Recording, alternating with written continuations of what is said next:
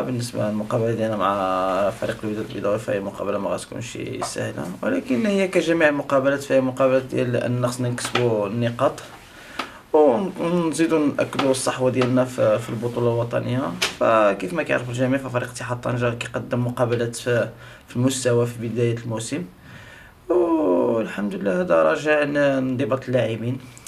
وكنتمنى ان شاء الله ان في مقابله ديال الوداد البيضاوي ان اللاعبين يكونوا في اليوم ديالهم ان شاء الله باش نقدموا واحد المقابله في المستوى اللي ترضي الجمهور ديال الدار البيضاء والجمهور ديالنا ديال مدينه طنجه اللي غيكون باعداد غفيره. وبالنسبه لنا الجمهور فحنايا كفريق اتحاد طنجه حنا متعودين اننا نلعبوا مع الجماهير ديالنا بالالاف.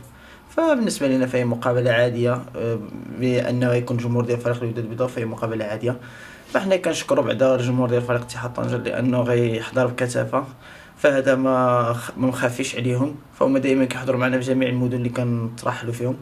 وكنتمنى ان شاء الله اننا ما نخيبوش الظن ديالهم، ما نخيبوش الظن ديال الناس اللي غيبقاو في طنجه اللي ما غيقدروش يحضروا الالتزامات اللي عندهم. وكنتمنى اننا ما نحشموهمش، وان شاء الله نقدم واحد المقابله في المستوى اللي ترضيهم وترضي فريق اتحاد طنجه حتى هو. ان شاء الله يعني المقابله ديالهم الغد ضد فريق الوداد البيضاوي، فالجميع تنتظرها، لا اللاعبين لا الجمهور.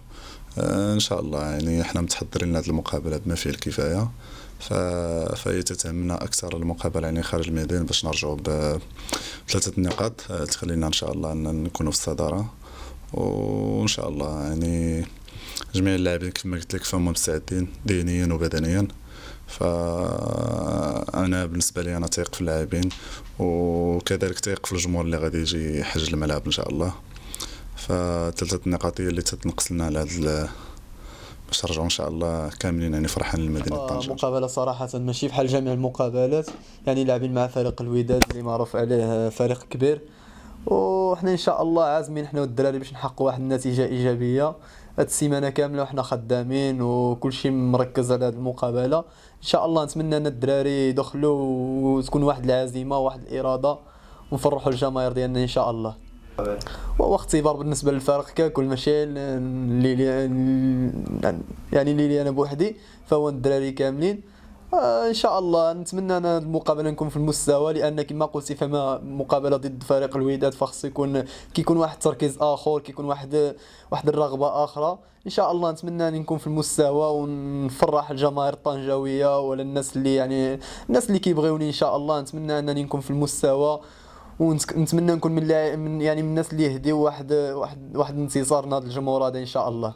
اش نقول لك، فاحنا تعودنا على الجمهور ديالنا دائما حاضر معنا يا في طنجه يا خارج طنجه.